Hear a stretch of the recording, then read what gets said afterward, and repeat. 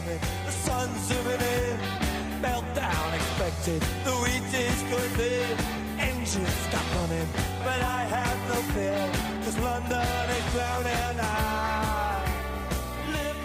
Hello everybody and welcome to a special By the Minute Arsenal podcast, our sort of post-season special, focusing, not surprisingly, on the appointment of our new manager. That's the reason we're here. So we're going to talk about that today. I am Matt H. I'm glad to say we have the full team. So where should we go first? We'll say hello to Pete. Hello, Pete. Hello, Matt. And it's a lovely sunny Saturday, so very pleased to be here. Yes, I know we're keeping people inside on this nice day, but we thought we'd give it a few days after the appointment was made. It was Tuesday, wasn't it, I think, officially. So hopefully we've all had a bit of time to have a ponder about what we think of it. We also have, I'm delighted to say, Matt V. Hello, Matt. Afternoon. Yep. Talk about the manager, some exciting times, and something a bit different ahead of the new season for the first time in a long time. That's a good. I didn't think of it like that. Yes, the first time in 20 odd years anyone's been able to do this. We're doing it on a very auspicious day, of course, as well. This is I can't do the maths, but it's the anniversary of the win against Liverpool in '89. That's 29 years, isn't it? So that's quite a nice day to be doing this on. I didn't actually realise that till this morning, but that's nice and probably not a good sign for Liverpool going into the Champions League final later on. But there we are. Right. So. I thought we'd talk a little bit about the process first, what we know about that, and then we'll talk about our thoughts on our new manager. And there's my first problem. Head coach, of course, not a manager. First thing to note, we'll come to that later on. And what if we're happy with the appointment or not. So let's start with the process then. So I think when we last spoke, which was after the last game of the season, so it was back on May the 14th, so a couple of weeks ago, I think... we're all sort of thinking that Mikel Arteta was going to be the man to take the hot seat, and whether we thought that was a good idea or not, that did seem to be the way things were going. Well, it wasn't in the end. Unai Emery is our man, and right up until the last minute, it seemed on Monday night, this Monday is when it all sort of broke that he was in charge, and it seemed to catch all the experts completely on the hop, and then it was duly all announced officially on the Tuesday. They told us about the process, about how there'd been 8 people interviewed and everyone had stayed in the process, and then at the end of the process names had sort of been picked, and that was that. Well, let's have a little look at that then in detail. So where should we start? We'll start with Matt. Matt, how surprised were you when the announcement came through on Tuesday? Well, you probably weren't surprised by then. How surprised were you on Monday evening when it first came out that Mikel Arteta was not going to be our man? Yeah, it was a surprise. Obviously, for pretty much the week before that, it looked certain, and it was only a matter of time until Arteta was announced. I think it was on the Monday morning that reports started coming in that Emery was in London and he was talking to the club. But again, you don't really take that as a sign of much. He could be there for anything. And then all of a sudden it escalated, and David Ornstein put out the tweet to say it was all officially done. I'm going to assume that it wasn't as it appeared, and that Emery appeared on Monday, and in a couple of hours they agreed everything. I'm going to assume that the process was a much longer one. I think Gazidis said they first interviewed Emery on May the 10th. That's one of the last ones of the 8 they interviewed. I'm not sure I believe him that nobody dropped out of the process and that Emery was his first choice. I find that pretty hard to believe, but by all accounts, Emery was really impressive in his interview, went into depth about how he could improve the players, went in through them individually, and really impressed Sven, Ivan and Raul. So I thought it was a real shock, and you could see Gazidis, I think, took some real pleasure in that, in the sort of secrecy they've been able to keep over it in his press conference. I think he said, those who know speak, and those who know don't speak, and those who speak don't know. So I think he was a very pointed comment at all those in the press who had made it quite obvious that they thought it was going to be Arteta, and it was a shock. But no, it's an interesting choice, and I'm sure we'll come on to what we think that means for the future. It was interesting. They talked about those. It was very clear, wasn't it, in the press conference I was able to watch, and he was very clear about the process and how they'd all done this thing where they'd all written their names down and, without talking to each other, and then Emery was the top of all the list. I don't think we know, do we, the full list of the 8 people who went for it. At some point, it will be interesting to try and work that out. You assume there was an Allegri and an Enrique, and obviously Brendan Rodgers would have been there somewhere, we think. But yeah, I think it still took people by surprise. Pete, same question to you then, really. How surprised were you when this emerged on Monday? Yeah, I was pretty surprised, but I think I had been pretty happy in my own mind that that Arteta wasn't. The news of Arteta wasn't coming from the club, and it did just appear to be, just betting talk, really, didn't it? That's where the money was going, and it appears to be from people who didn't actually know what they were talking about. I thought there was very little journalistic comment on it as well, prior to the announcement on any definitive position regards Arteta. And certainly the club didn't lead anyone to believe it was Arteta, as far as I can see, but we were all convinced by the general surrounding feeling that that's what would happen. And I suppose it made sense, didn't it? It made sense that we would go for someone cheap and dangerous, possibly. And I think I think we say relatively cheap. We should probably say, because I don't think any of them are cheap, are they? But yes, I know what you mean. And we'd all quite got used to that idea by the time the news came out, hadn't we? I think it was however perilous the situation could have been of recruiting a head coach or manager, whatever you want to call them, that has never managed a game of football. I think we'd all got to the point where we're thinking, well, this could be quite fun anyway. We can see how it goes. And he obviously had a lot about him, Arteta, that people had been talking about. What an excellent coach he was, one-on-one. And I don't think he dropped out. I think if anyone dropped out, I don't think it was Arteta. I think he definitely would have wanted this job. And would have loved the idea of, I'm sure he'd love to be a head coach rather than a number 2 or 3 or whatever it is to Pep Guardiola. So I doubt very much he dropped out, whatever the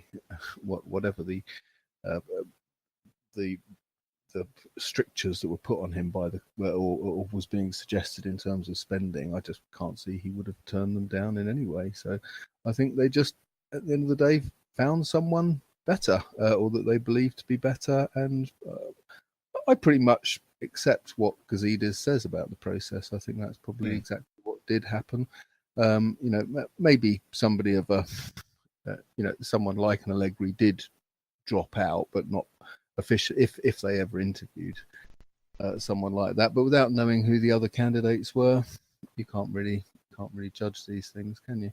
But I think when the news came out, it was Unai. I think it all took us a bit by surprise because we'd spent the last week getting used to the idea of Mikel Arteta coming in, and then suddenly it was someone who was quite a big surprise that we could get someone of that caliber, if you ask me. Well, it's funny, isn't it? Because quite often you get used to hearing these rumours, and there's different types of rumours. I mean, obviously all rumours are rumours, but there are some that seem to have more weight to them. So, if you get something about we're going to sign Ronaldo or something, that's a bit silly. I mean, if we did it now, obviously it seems we had the chance for years ago. There was some says that about a lot of players, but something like this had it sort of, you thought, yeah, that sort of makes sense. It fitted, didn't it? So I think it was very easy for everyone to talk about Arteta being the next man.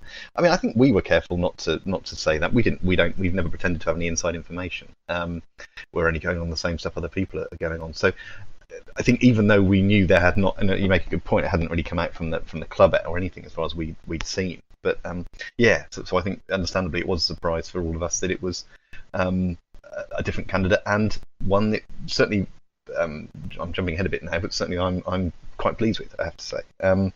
I do like the fact we've stayed with, if it was going to be Arteta, we've still got someone with that jet black hair, because that was something we could always look at that and think, oh, maybe this is the thing, maybe that's what they're going for now. But anyway, it's just something I noticed in terms of the similarity between them. Ivan just sits there jealously. Well, yes, maybe that's it. Maybe there's some kind of average, work out a hair density average between the whatever his role is and the head coach. Matt, I'll come back to you just for one question.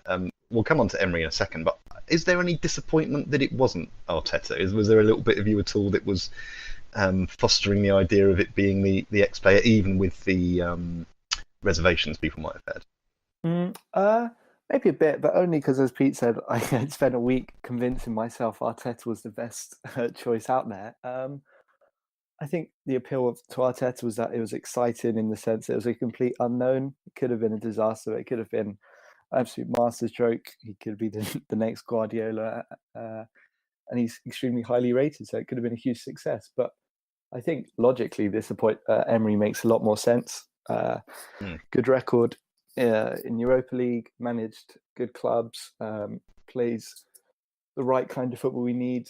So I think he's a far more logical choice, and I don't think the fact that it's a safer choice should make it any less exciting. I hope he's going to be extremely successful, and from what we've seen so far in the bits he has done in press conferences, which I thought was pretty brave, first up to go there in English. I thought that was really impressive, actually. And from what he was able to get across, I thought it was really impressive. And I'm looking forward to seeing what he can do with a pre-season and then into next season.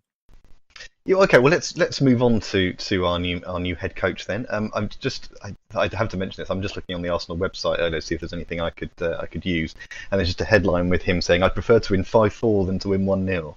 That's probably just as well, because given our defensive performances last season, that's going to be more likely. But I'll take it. Like him though, I will take a win wherever it comes.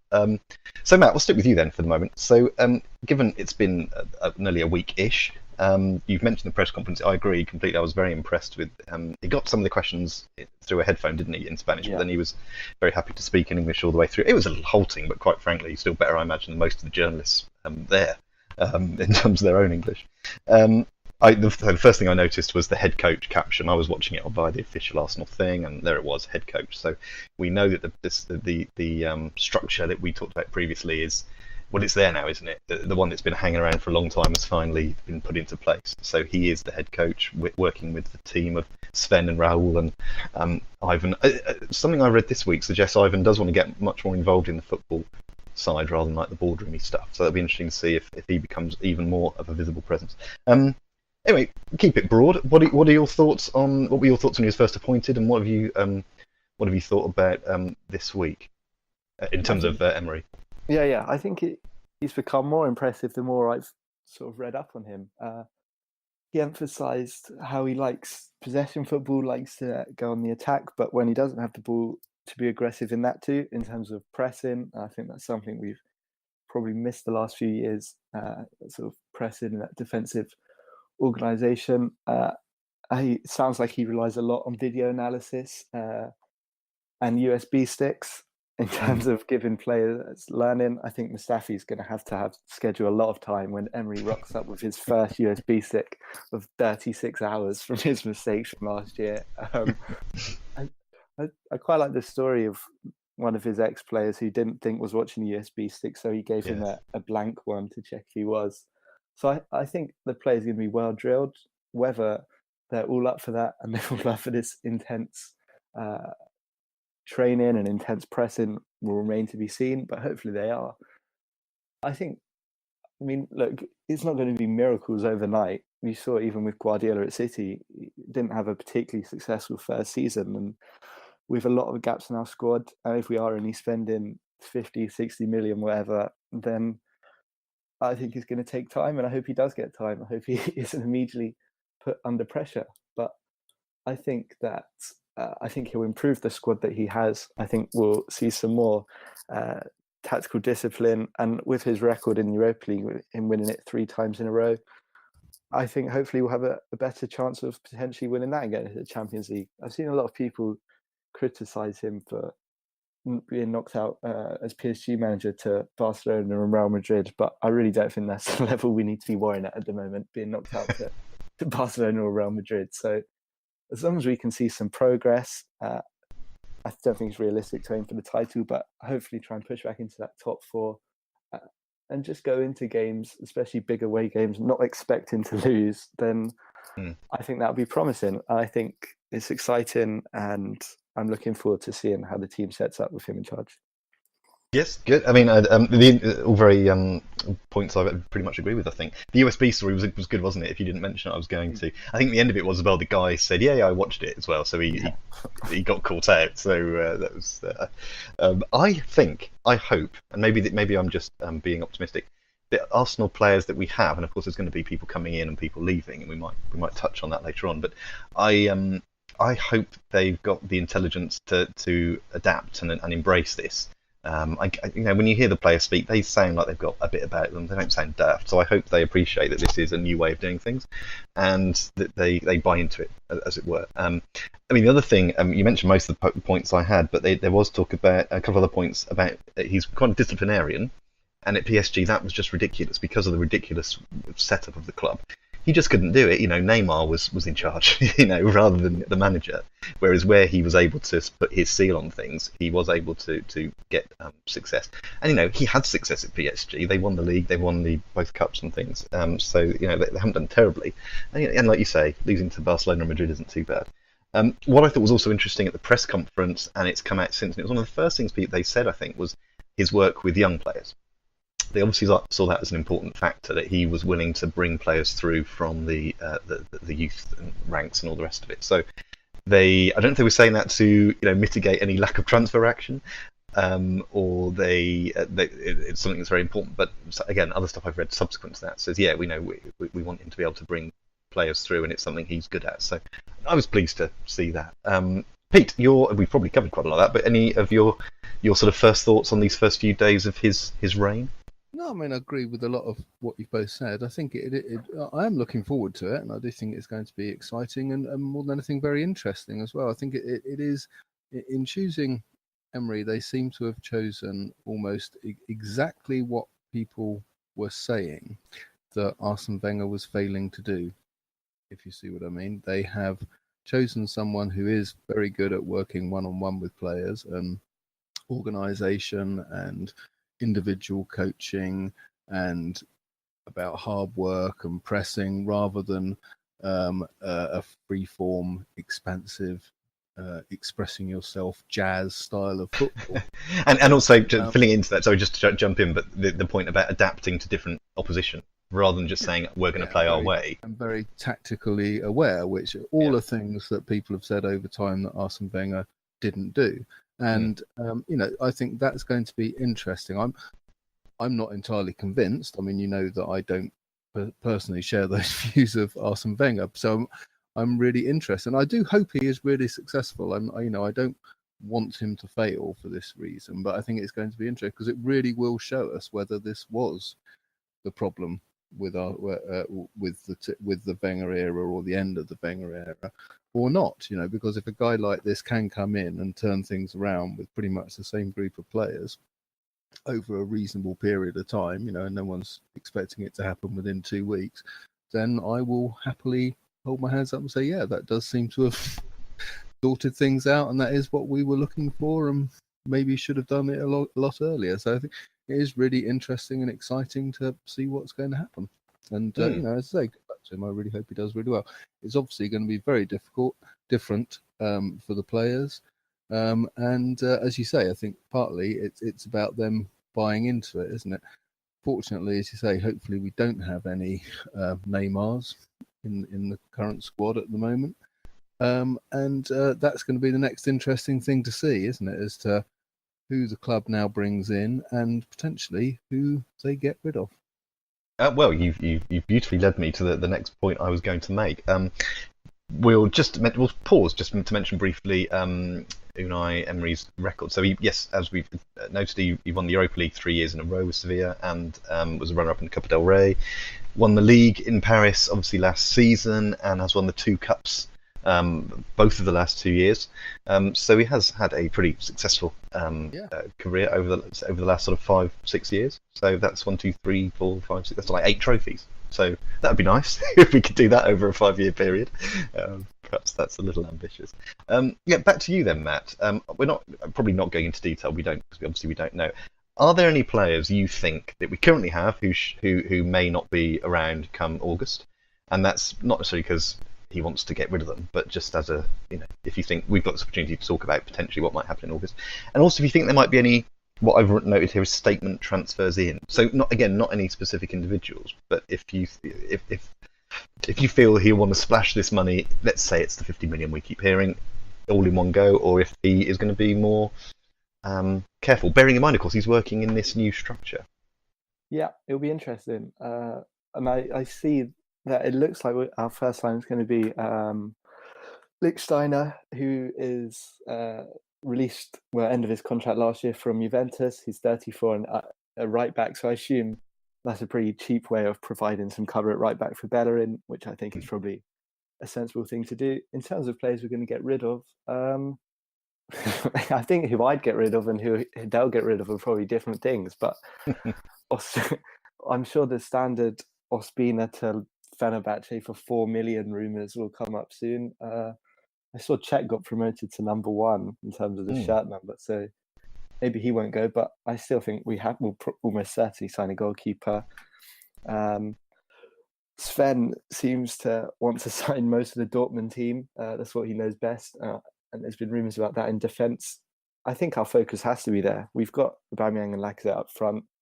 We've got good attacking players. I think our focus has to be on defensive midfield and centre backs, and I think it will be. I think we're more likely to see sort of several cheaper players rather than one big £50 million player. I think that's sort of the kind of structure we're going to move to. It will be interesting to see how much influence Emery has over who we sign and how much it is sort of Mislintat giving him the players and saying coach them. In terms of players that we sell, I'm desperately hoping we don't sell Aaron Ramsey and that he'll sign a new contract. I think Sky was saying Emery sees him as pretty central to his plan, so hopefully that will convince him to stay.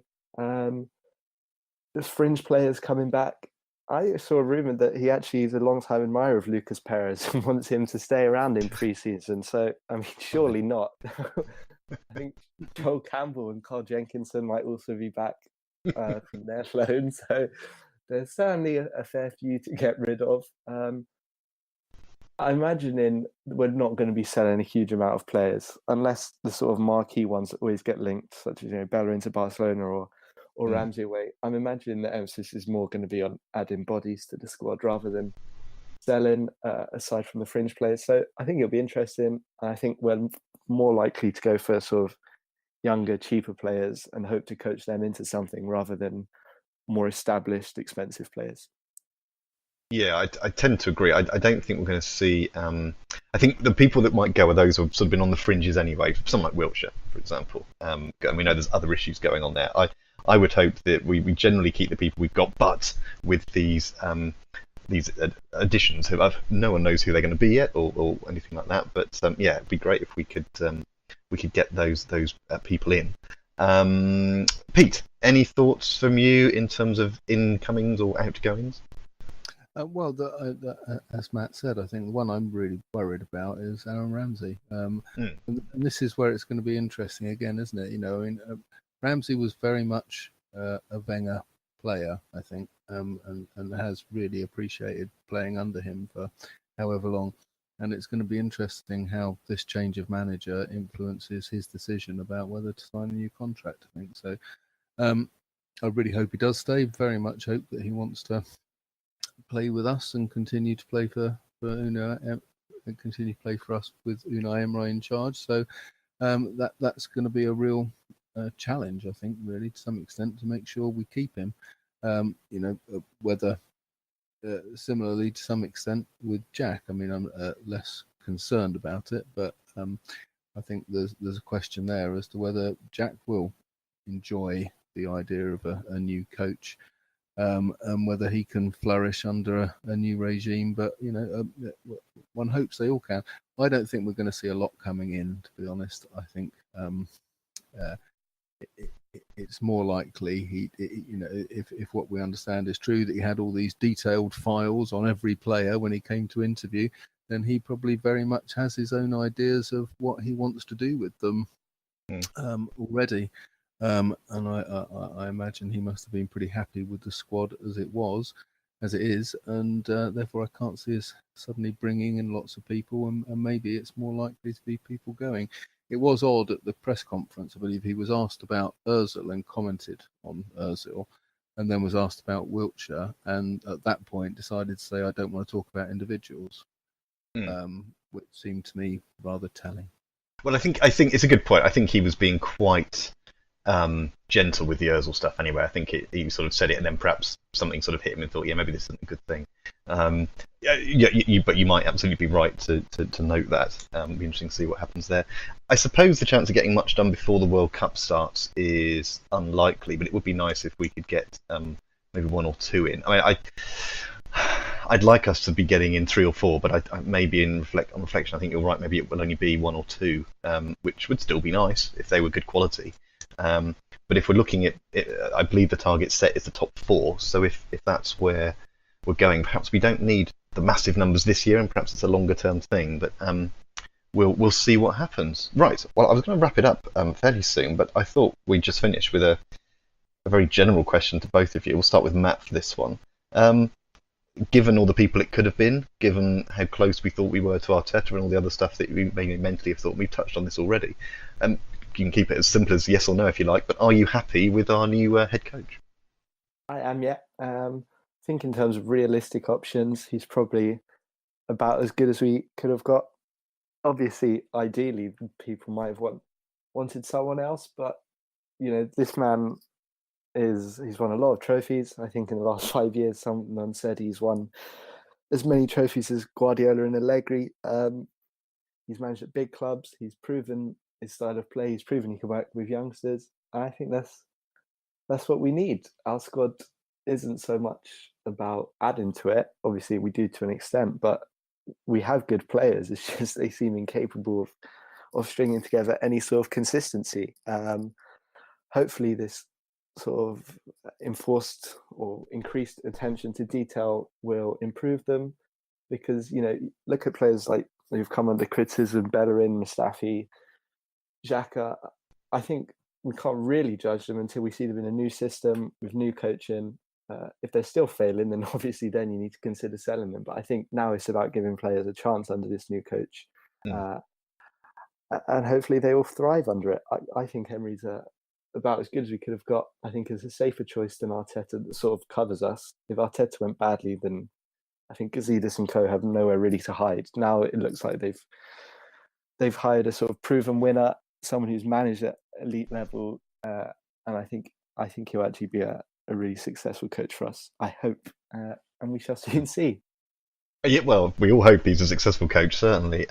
Yeah, I suppose I'm generally happy with it. The one very nagging doubt in the back of my head, and it's irrational really, is that obviously Arsenal missed out supposedly because Arsenal stayed for longer on Klopp and Guardiola and these other managers who come and made a real impact in the Premier League. And I wondered if they were thinking of Arteta as being of that kind of ilk. Although they obviously had both managed football matches before, whereas Arteta hadn't. So it's a bit of a leap perhaps. But when I saw Emery's name come up on my notification on a Monday night, I think it was, I thought, oh, okay, that's interesting. And then I think, as you said earlier, the more I read about it, the more impressed I was at its attention to detail, the discipline, the young players through, all sounded just like the kind of person that Arsenal will need. Now, it's going to be interesting how long he stays. Was it a 2-year contract he signed? Did I read that somewhere? I might have. Yeah, I think with the extension option of 1 more year.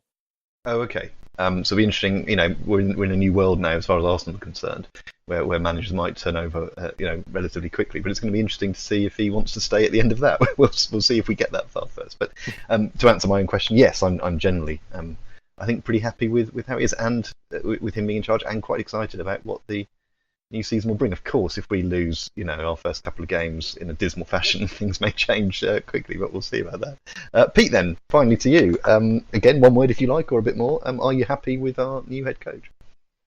Yeah, I will, and I'll go further than that. I'll actually say that I would give props to Gazidis and the others for having managed to get him. I think I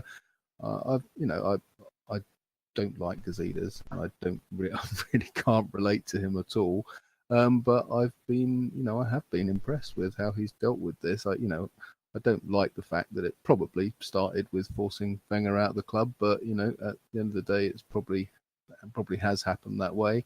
And I think he probably knew right at the beginning that, along with Sven and Raul, that they could go out and get this guy, and they probably had him targeted way in advance and really knew what they were doing. And I think they probably, in terms of um, done pretty much the best that was possible at the time that they decided they wanted things to change. So yeah, I've got to give them quite a bit of respect for that. I think if it all goes, I think what they've and where they've been really clever to some extent is they've made sure they got someone where it's very unlikely to go horribly wrong. Yeah, it may not be brilliant. Well, it may be brilliant, but it almost certainly won't go horribly wrong.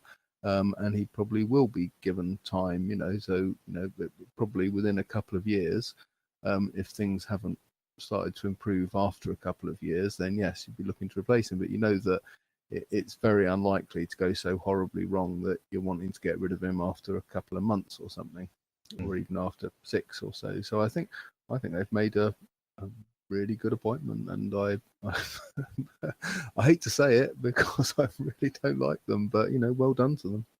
It's an interesting point. They've certainly been problems with the way they've been deemed to be interacting with the fans in the past, but they seem to have a process in place, and they got it done, and then told people about it as quickly as they realistically could have done. So I think it's done. Yeah, I have to agree. They probably deserve some small credit. They were saying things in advance, particularly Gazidis was saying. I think there was one point he made a comment about we've now got the people who we've now got a team who have the best experience in football of appointing managers or something. Do you remember that? Yeah, I said that right at the beginning, and everyone, we were all laughing our heads off at the time, thinking, no, you're not. You're going to make a complete shambles of this. You are. But I think, I hate to say it, as I say, proved us wrong. Well, so we're not going to go for any predictions. I think we can probably predict, though, having said that he might take the Europa League quite seriously, given his record in it, and given his job is apparently to get us back into the Champions League. So it would seem like a very sensible approach to take. So that'll make things quite interesting. But we shall wait until August to chat about the rest of the things, because hopefully then we'll have had a couple of players arriving, perhaps a couple leaving, and we will be back in August, I think, to get going with the new season. I think with a spring in our metaphorical step to see what happens. Say whether it's still there in September after we lose to Cardiff or something, we'll have to see. But for now, thank you both very much. So Matt, thank you for your time. Thank you. I know we can't do predictions, but I think you're certain Arteta goes on to be the greatest manager of all time, replacing Guardiola and leading City to dominance. But hopefully it'll be fun having Emery and something new next season. Yes, that was a very long-term prediction, of course, but it's certainly one we can keep an eye on. Very interesting. Pete, thank you for your time. Yeah, and thank you very much, and hope you have a great summer and enjoy a very dull World Cup. Yes, well, great summer to both of you. It'd be nice if it was an exciting World Cup. We're going to watch it anyway. But yes, we'll see. Anyway, thank you to both of you. Thank you, everyone, for listening. Enjoy your summer, and we will be back at some point in early-ish August, I expect. Until then, take care, and we'll speak to you then. Bye-bye.